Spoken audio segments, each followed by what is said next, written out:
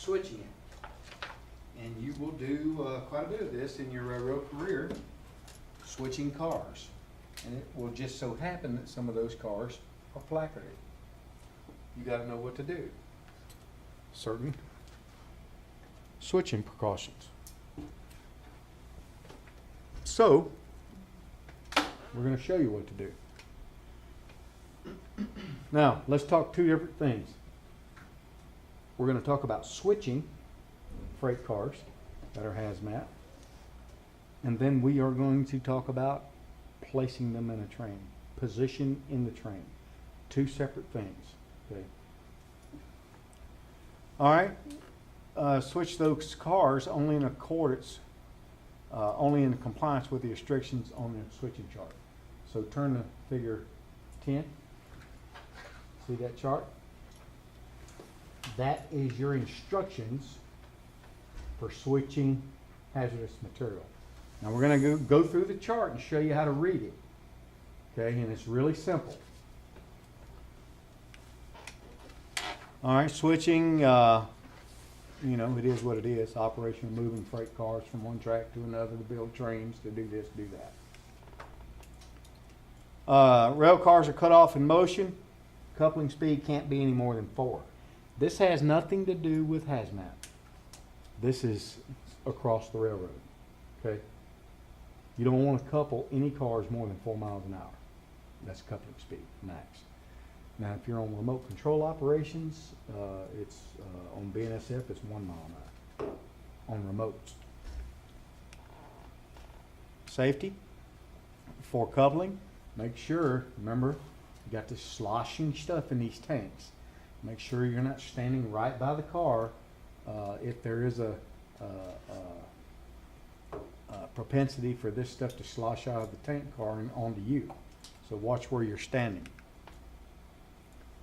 When do you use a switching chart? When you're moving placarded hazardous material shipments in a yard. Okay? When you're making pickups or set-outs of placarded hazmat at a customer's facility.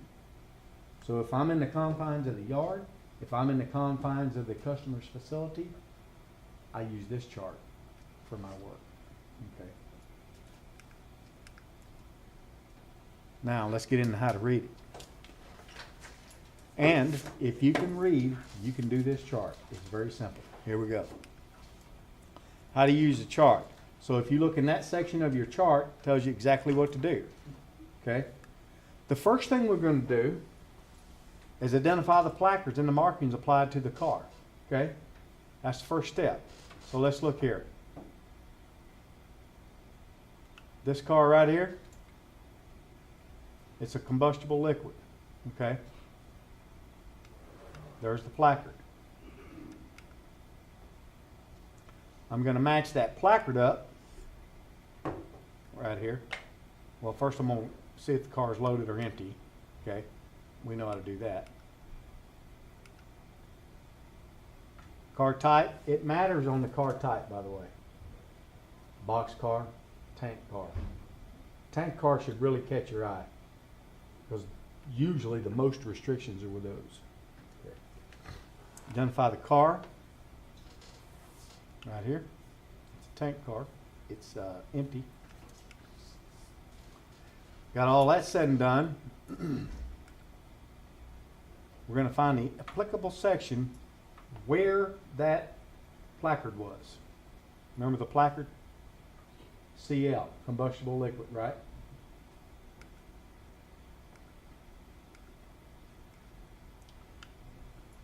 Okay. Now that placard falls in group F. Okay. Now, what are my restrictions? And what cars does this apply to? Any placard in this group, it goes for any car. It doesn't matter what kind of car it is. Tank car, box car, hopper car, gondola, doesn't matter. So now, what are my restrictions? I come down below. Anything with a check in the box would be a restriction. So what does that tell you about this? There's no restrictions. There's no restrictions for those cars, right? Just for being switched. Just for switching purposes. Well, obviously on the road, you're gonna, Huh? I said on the road, you're obviously gonna be complying with restrictions or, Not off this chart though. you know, but I This thought, is oh, only, this is a switch to. this is only for switching. We're gonna get into the other stuff.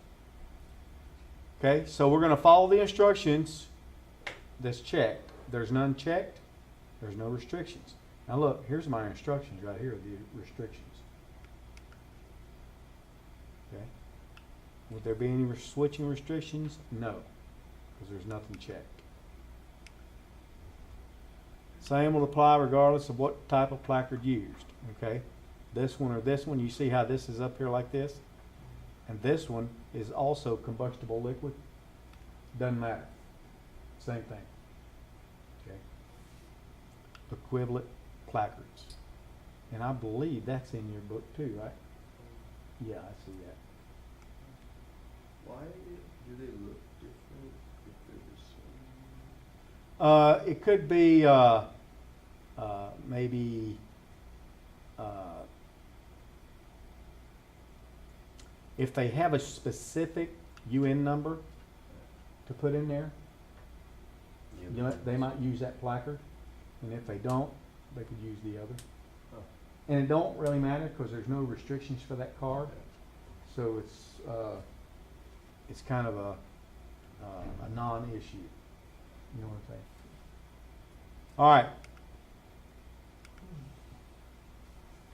Remember, Brewski, yesterday you was, I think it was yesterday, you was looking in the SSI, item 46, and you said, I don't see an FL in here. Remember that? Yes. FL is flammable liquid. That is a hazardous material, special car handling code, right?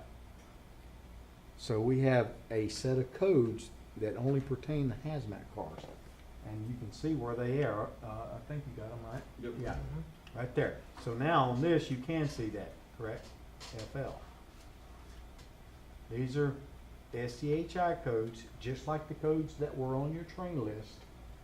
The NP, the UL, unload from the left. These are SCHI codes too, specific to hazmat.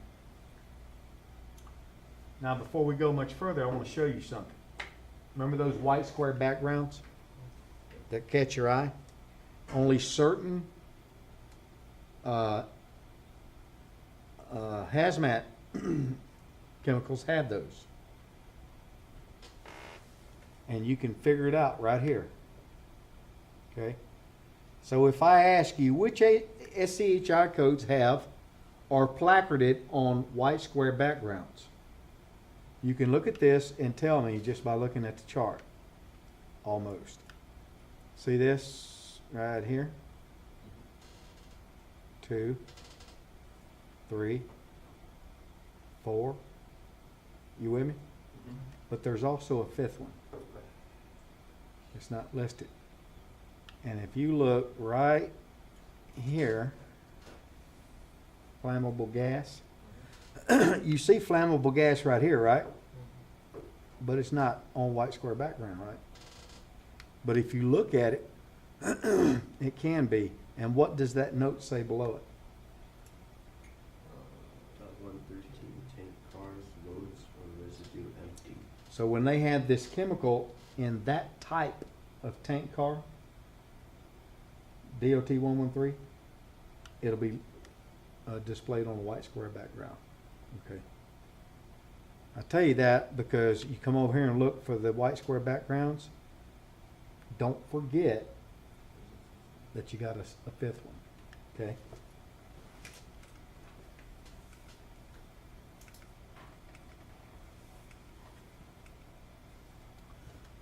All right, explosives in one. Group E, you got some oxygen there. You got a lot of them, right? Different placards. Poisonous inhalation. Whatever the placard is, just match it up with what you got here. Okay? Group A, these are all your explosives, and look, it doesn't matter what car. Okay, doesn't matter the type of car. Group B, Bravo, any loaded car. So if I got a loaded tank car, that's my restriction, right? If I've got an empty tank car, this wouldn't apply. Radioactive, any car. It's going to be crucial for you guys to have situational awareness, and don't forget what kind of car you're dealing with here. Group D, now look here.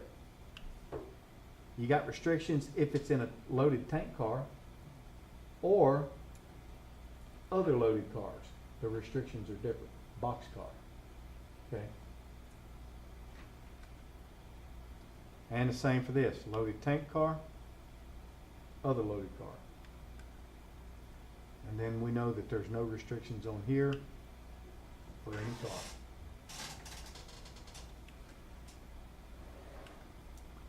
All right, so let's say we've got a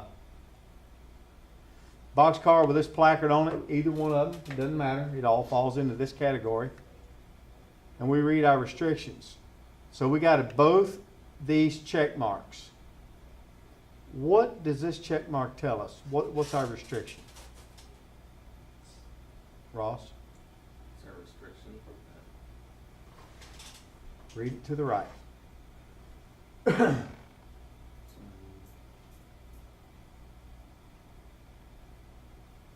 it right here. Oh, yeah, separate, these cards from an engine by at least one non-placarded car, or by one group F placarded or marked car, do not place, where there is any possible danger of fire, examples like switch heaters, do not place under bridges, overpasses, along passenger station. So if I'm switching this car in the yard, let's do this. Let's say this is a yard, okay? That's one track, that's another track. Let's say I got a cut of cars here, and I got a cut of cars here. The yard master tells me, as a switch crew, I want you to go to track 10 and double that to track 11. What did I just tell you to do? Tell us to put those cars into track 11. Pull those cars out and put them on top of this, right? Double 10 to 11, okay? I get over here and this car is one of these placards, right? Right there. Can I make that move? No. And you got to know that as a conductor, right? Because the very first restriction for this is this car cannot be next to an engine, right? So how are you going to handle that situation? Could you double 11 times 10? Well, you could, but he wants 10 on top of 11. Pull it out the other way. Huh? Pull it out the other way. No. First car. That would make 11 on top of 10. Go get a buffer car. Get a buffer car, right? Get any car that doesn't have this restriction and put it next to your engine and make the move. See what I'm saying? So those are things you got to be aware of, okay? And again, look, leaving it by heaters, I think it said, didn't it? Bridges, under an overpass, by passenger buildings. Why do you think that's like that? Potential terrorist activities, right? Something happens, and if somebody rigged it, and there have been things rigged, okay? That's part of our rail security. You have to look for improvised explosive devices. Okay? And report them, obviously, when you see them. So they don't want them in areas like that that's gonna potentially be an issue if something happens. Here's another restriction. Just read your check marks, okay? What's this one say, Tyler? Cut off in motion struck by any free rolling car or coupled into with more force than needed to make the coupling. So if I'm switching that car, let's say I'm humping, right? If I'm humping that car, can I let that car roll down the hill on its own? Yes, as long as it doesn't go past 4 miles an hour. It cannot be cut off in motion, okay? So what does that mean? That means I have to hang on to the car, push it all the way down to the track, stop, cut it off, and back out. So it slows down the hump. Here's something a little slower though. So you got that restriction, right? But what about the next one? What about the next car going into that same track? Well, it can't be. Oh God, you have to do it again? You gotta do it again. Oh my God. So if I Like, so if I had to shove this car over the hill, right? And I cut it off in the track, the very next car I have going into this track, I can't let that car strike this car, so I have to shove that car over the hill. So it could be like one car after, and like, you could put it there, go all the way back, let one go down another track, and then have to go. Exactly. Oh my God. Yeah. But after that, then you can start. And then, yeah, once I take the other one down and cut it off, now I can kick cars again. Okay? Yeah, that's, management's pulling their hair out on this one now. Are they trying to improve it by any means, or? Improve that? Well, yeah, just like, have they thought of like any? There ain't nothing you can do. It ain't about the car, it's about what's in it. So the only thing you can do is just hope you don't have that in your train. Right. Okay, group D. Watch this. I got a flammable gas placard. Now, what am I switching though? Well, let's say I'm switching a loaded tank car. I've got 2 restrictions for that. What's this restriction, Lawrence? Tell me about that one. These cars must not be cut off in more than 2 car cuts. No more than 2 car cuts can be coupled into these cars. When a person must ride a rail car to operate the handbrake, verify the handbrake is working properly. Do not cut off cars until all preceding cars are clear of the lead. Do not cut off any cars to follow until the lead is clear. Okay, so if I'm switching this car, loaded tank car, as a conductor, what can I not do? I don't have to shove them all the way in, right? I can kick them. Yeah, I can switch them just like I'm switching everything else. But what do I have to make sure I don't do? Let more than 2 go at a time. Okay? So if I've got that car that's first out, right? And let's say, sometimes you do, let's say I've got 6 cars going to the same track, right? Well, a lot of times we'll just let all 6 of them go and let them roll, right? But if I had this car in there, I can't let but 2 go at a time. I can't let all 6 go, okay? And also, I can't let no more than 2 cars following in after it. I can't let more than 2 run into it. Now that's a lot better than having to shove all the way over the hill, you know. We will have a chart like this in our book when we hire out. Oh yeah, Okay. you got You need basically that book, yeah. UP's chart looks a little different from that, but you read it exactly the same way. Now what's this one mean? Explain this to us, Chris. I'm stuck on Baruski now. Chris sounds weird. When a person must ride a rail car to operate the handbrake. That's kind of self-explanatory. Make sure the handbrake's working. All right, but explain that second part to us. Do not cut off cars until all preceding cards are clear of the lead. What does that mean to you? If I switch a car with that placard, a loaded car, it says don't cut off cars behind it until my tank car's in the clear. Here's what that means. So I'm up here switching. Here's the tracks. Right? My tank car is going into this track right here, right? So it's making the turn into this track.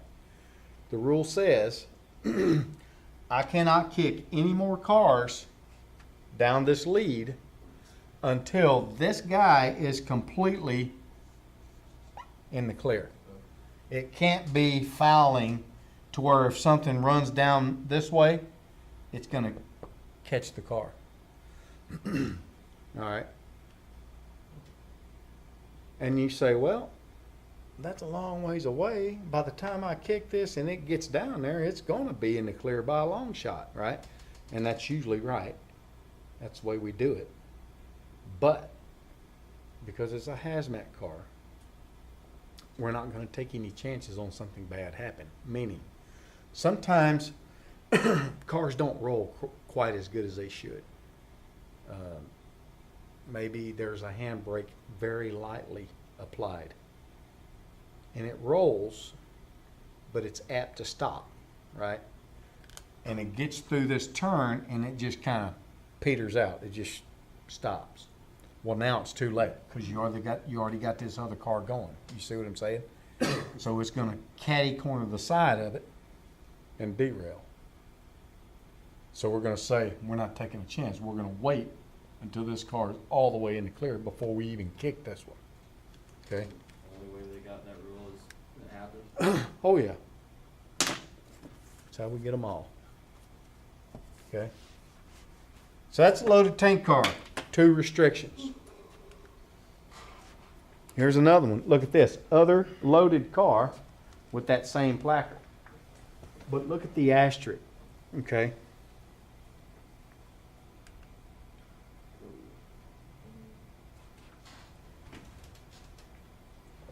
So what does that asterisk apply to? It pertains to Black cars, black cars, carrying trailers, portable tanks. What's that mean to you? Intermodal cars with the tank. Placard. Somebody read it. Only pertains to placarded freight car or flat cars carrying placarded freight, containers, trailers, portable tanks, coke bins, intermodal portable tanks, or UN portable tanks.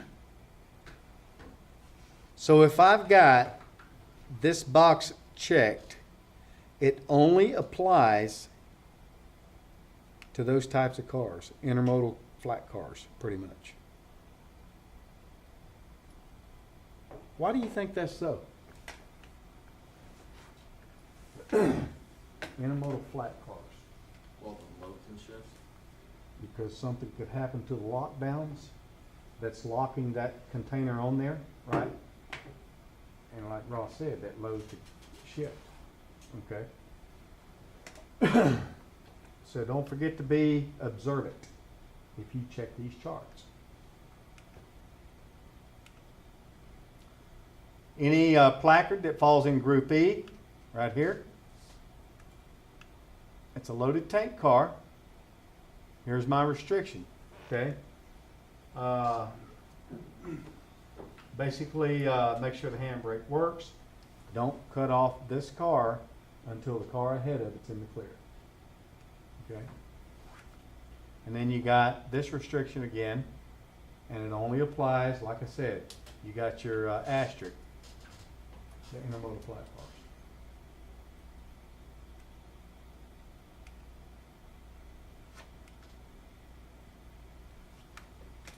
So, can you see that, can you look at the list and kind of get a feel for the flow of how you read it? First thing you gotta know is the placard. What car am I switching, okay? What kind of placard is it? What kind of car is it? It matters. Is it a loaded or an empty car? That matters. You got those bits of information, then you go to your chart and find that placard.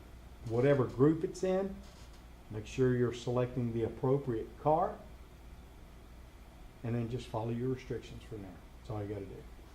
I had a question about the actual, like the videos that they're showing us, or, the guys, like, they're showing, like, the guys who are working, like, I guess you could call them switchmen, Mm-hmm. they're obviously a switching crew, not a road crew, so, like, you would never see a road crew in that, like, position. I mean, they would still obviously probably have to know how to handle this, but. If you're a road crew, all right, you do switching all the time. Okay. Now you just don't do it quite like, you don't switch out entire trains, but if you have to set 2 bad orders out of your train, Yeah, you're switching. You see what I'm saying? Right. So if you're handling hazmat, when you do that, this applies to you. Okay? Yeah. So it's all switching. Okay?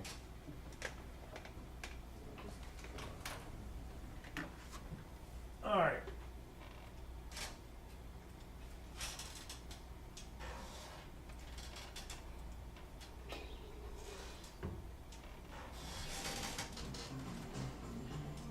Safe switching of hazardous material shipments requires crews to be knowledgeable and observant in the policies and regulations governing switching and train makeup. Let's discuss switching restrictions. Coupling speed of loaded placarded cars must not exceed 4 miles per hour. Shipments placarded explosives 1.1 or 1.2 must be separated from an engine at all times by at least one non-placarded car. Must be placed in a location away from probable danger of fire. Must not be spotted in or alongside a passenger station or platform. And must not be placed under a bridge or overhead crossing.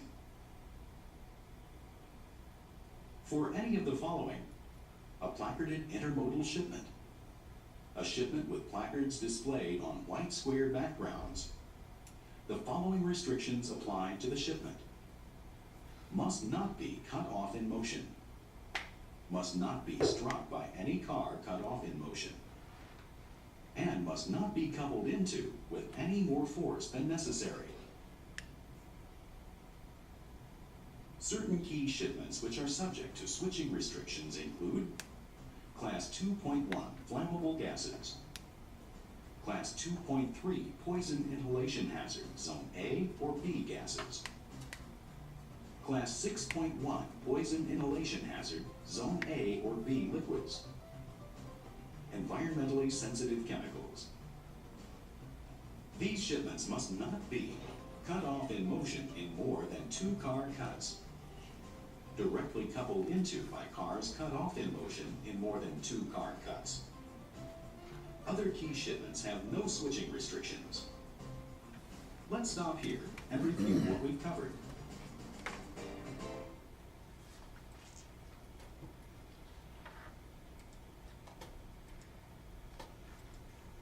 Okay, now we're going to get into train placement. That's a totally different chart. Different restrictions.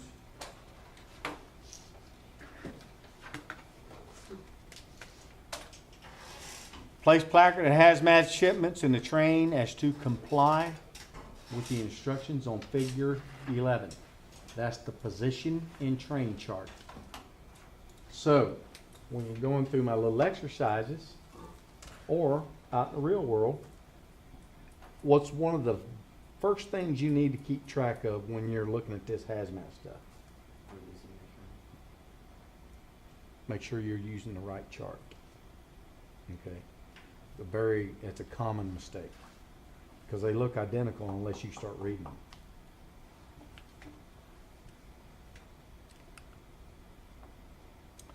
Well, when do you use it? Before train departs the initial terminal, train departs an intermediate station, delivering cars to an interchange. For train placement purposes, each platform or well of an intermodal rail car counts as a car. Okay, so this is a 5-packer, right? If I have a restriction that says I need to have say a tank car buried by 5 cars, I can use one 5-pack stack to do that. Each platform we can count as a car as far as separation goes. What's a buffer car? You need to understand this. A buffer car is a non-placarded rail car. Okay, that could be a box car, intermodal car, that could be a auto rack car, anything that's not placarded. Or it could be any car placarded from a placard in Group E. What do you think Group E placards are? No restrictions, right? So we can use those cars as buffers if we need them. And here's another one. Residue empty tank car. Okay? So I could have a residue empty tank car out of Group Delta. I could use that for a buffer, but there's a little bit of caveat to that. As long as it complies with instruction 2. What's instruction 2? Ross? Must not be next to engine, occupied caboose or business car. So some residue empty tank cars cannot go next to an engine. Okay? As long as I can comply with that rule, then I can use those types of cars as buffer cars. Tank car, as long as it complies with instruction 6. Okay? Placarded rail car other than a tank car. So if I've got a box car, right? A box car, as long as it complies with instruction 6. What's instruction 6, Brewski? Must not be next to any placarded car in another placarded group, except it may be next to a placarded car containing residue or any placarded car, or any car placarded or marked as a group E. So is that pretty confusing? Yep. Yeah, that's right. Okay, there's a lot of little bitty things you need to watch for in this. Okay, pay attention to detail. Here's what that means. Here's what restriction 6 means. If I have a car that's placarded in Group D, Delta, out of Group Delta, I cannot have that loaded car placarded, right, next to a placarded car from a different group, say Group Charlie. They can't be together. Okay? That makes sense? All right. Now I can have my Group D next to another Group D, right? Or I can have my Group D next to any car placarded in Group E, because there's no restrictions with those cars. I just can't have it next to any other group. Group has a different. A, B, C. So, and placards fall into certain groups. You see how they look. Yep. Okay. So if I got a car placarded in Group A, it can't be next to the Group D. So it's not hard. You just need to pay attention to what you're doing. Yeah, I mean, looking at the groups makes sense. Like, you can't have an explosive next to a flammable. It wouldn't be wise, would it? Hits, like for some reason, a flammable gets Exactly. caught, the explosives going with it. Toxic can be used as poison, poison is toxic, okay? Here's the chart. How do you read it? How do you use it? Let's go through it, okay? Same as a switching chart. Identify the placards applied to the car, okay? There you go. Combustible liquid.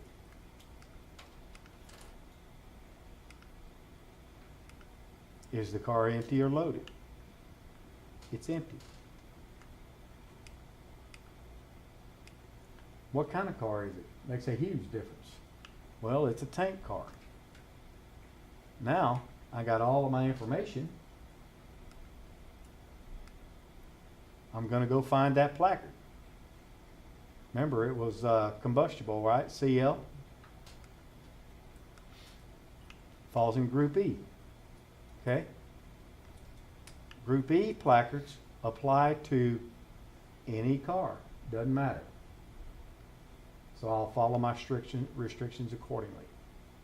And as you can see, there are none. Okay? So no restrictions for that car. You go anywhere in your train, anything you want to do. Next to any. They can go next to anything too, yeah. Anything. You can put them anywhere. But wouldn't that conflict with, No.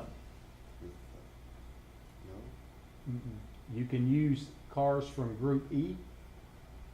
You can use them as buffer cars too. Oh, yeah, space. Okay? Even if it's combustible? Yeah. Combustible liquid. Will Group E ever be a key train? Group B, E. E. Echo? Yes. No. There's nothing in there that can make you a key train. All right, so there's no restrictions.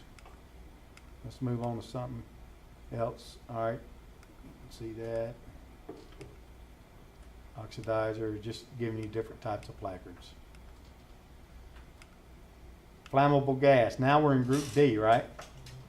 It's a tank car and it's loaded. Loaded tank car in Group D. So look how many restrictions we got. Every one of them, right? So here's, now this is my little pet peeve for myself. If I'm reading, if I'm doing hazmat stuff with these, I just go right down the numbers. Right down step by step. First thing, if I see something wrong in this step, it's wrong. I don't need to look any further. You understand? So I just take it. Well, what's my first restriction? Go over here and start reading it. So take off with the first one there, Brucey. A placarded car must not be nearer than the sixth car from an engine or occupied caboose or business car. If the engine does not have at least 5 buffer cars, then all available buffer cars must be placed between the placarded car and the engine. When occupied caboose or business car is in the train, the available buffer cars must be equally divided to protect both the engine and occupied caboose car. From the hazardous material shipment exception in a loaded or empty bulk commodity unit train, placarded cars may be placed between the buffer cars, but not nearer than the second car from the engine. Okay. Now that what he just said was based on a question you asked me yesterday about a unit train, oil train or something like that. Oh, yeah, right. Remember? And it was all loads, and I said you could have that one car because you got all available buffer cars, right? So the restriction, loaded tank car from Group D, okay, it's loaded. What's my first restriction? Well, I can't have that car any closer than 6 cars to the engine. So what I say is I gotta have, it's gotta be covered by 5 cars, right? Train length permitting. What's that mean? Well, what if I only have 4 cars in my total train, right? I'll put this one as far back as I can and use all the available buffer cars I have. And that's still legal. Still a good train, okay? As long as you're using all that you have to use.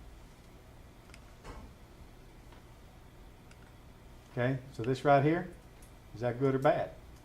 It's good, right? What about that? Is it good or bad?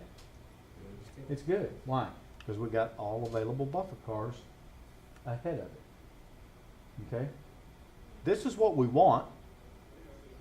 We want it buried by 5. But if you can't, you can't. Okay?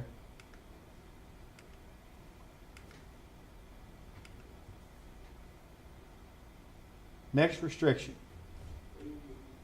Loaded tank car cannot be next to an engine or occupied caboose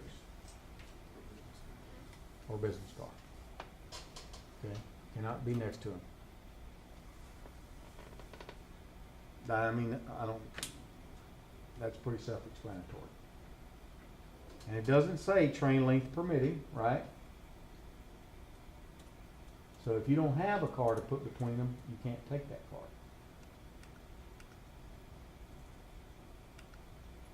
So that would be a no-no. This is a no-no. It's occupied. I don't really get into cabooses too much because you don't ever see them anymore. Could you put that in the middle of the 2 cars on the bottom? And would Right that here? be okay? Yeah. Absolutely. Yes.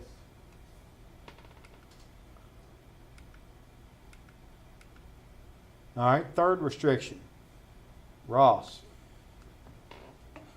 Must not be next to open top cars, including bulkhead flats. When any of the contents produced beyond the car ends or if shifted would protrude beyond the car ends. Can you visualize what that's saying? Let's say we got a gondola, right? That's a gondola. And sometimes they put pipe in gondolas. Okay. Little 3-inch pipe. If they load that gondola up enough,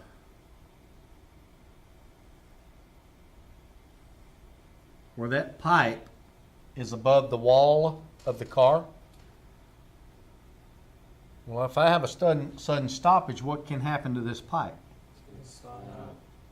I can have a piece of pipe slide forward, right? And punch a hole right in that tank.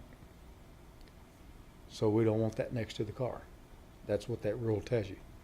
Yes, sir. Wouldn't it normally be strapped down, or Yeah, absolutely. even if it is strapped down, it can? That's right. But see, how are they going to run the straps? They're going to run the straps over it like that.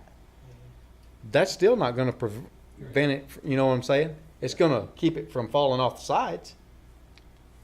But it won't prevent it from sliding forward if you have enough force. Okay? And what'd that say, except for bulkhead flats? Did it say that? You understand why? Including bulkhead flats. Okay. Bulkhead flat, look. That's a bulkhead flat. Okay. I got my pipe in here. This is all open, but the pipe is not protruding the top of the car. So the bulkhead will not let it slide forward, right? So that's a good thing. Now, again, if it's loaded to where it's over that, it's no good. Shift forward, shift backwards.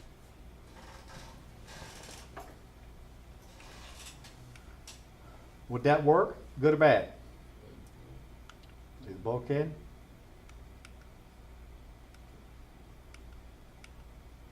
Next restriction, Tyler.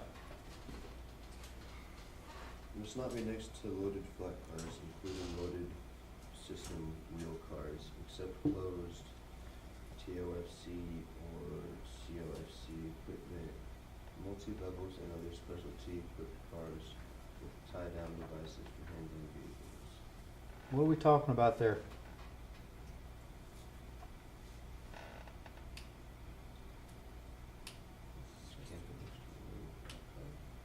Any flat car that's loaded and the shift of the load could shift. So if I've got a bulldozer or a backhoe on a flat car tied down, tie downs give, it shifts, can't have that. Okay? Shiftable load cannot be next to a shiftable load. That's what we're saying. Except for TOFC, COFC. Why? Because they're securely locked down in the locking mechanisms that we use. Good or bad? Would that work against a tank car? Y'all need to quit waiting until you get the answer. What about that? No. All right. Don't take a rocket scientist to figure that one out, right? Shiftable load. Next restriction, Lawrence. Must not be to any rail cars, transport vehicles, or freight containers with temperature control equipment or internal combustion engine, whether running or not. Note does not apply to cryogenic refrigerated equipment. Remember I told you there's certain car types that catch my eye? I said I don't care about the 3 digits. I just care what kind of car it is. Tank cars really catch my eye, and reefers really catch my eye. Okay? Why? Because I already know that there's restrictions with those. Potentially. Not that my training will have that, but I know to look out for it. Okay? So if I got a loaded reefer car, it cannot be next to this tank car. Okay? Now, if this tank car was empty with that placard, I could be next to it. Right? So it matters. It all matters. That right there, that's a reefer.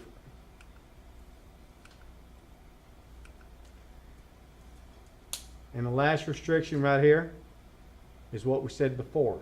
Any car with this placard cannot be next to any car placarded from a different group,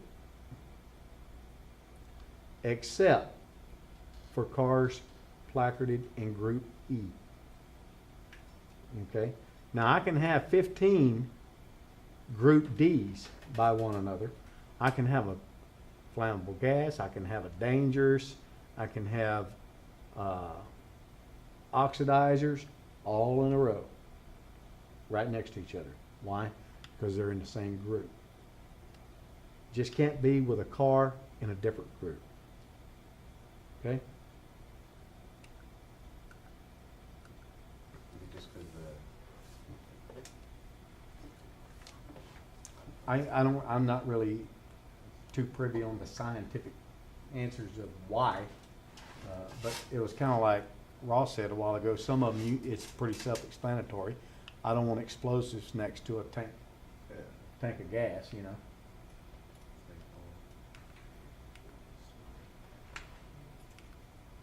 Flammable gas, uh-oh. Now the car is empty. Only one restriction. Cannot be next to the engine or occupy caboose. Period. That's it. Residue tank car, flammable gas cannot be next to the engine under any circumstance. If you don't have a buffer car to put there, you can't take the car. What if it is a unoccupied caboose? You can have it next to it because the rule is occupied. Okay, other loaded car, box car, hopper car. Okay.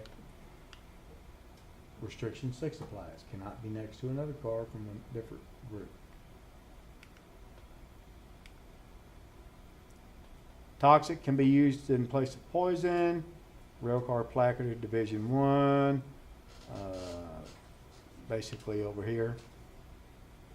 Cannot be next to a caboose with an operating heater. So here's what they're saying. Remember how this explosive, this is in Group A? Okay, it's got all the restrictions, right? But if you're carrying a caboose with temperature controlling equipment, a heater, you have to have it at least 4 cars from the caboose. I ain't too worried about it. It's not on your test. We don't really even use cabooses anymore. Hazmat empty tank cars, when they're classified as empty, they can still have 3 to 5% of the load in it. Okay? 3 to 5% of 40,000 gallons is quite a bit of stuff. 1 car separation from the locomotive consist or occupy caboose tank cars. All right, so let's take a break, and we're going to come back and put your newfound knowledge to work.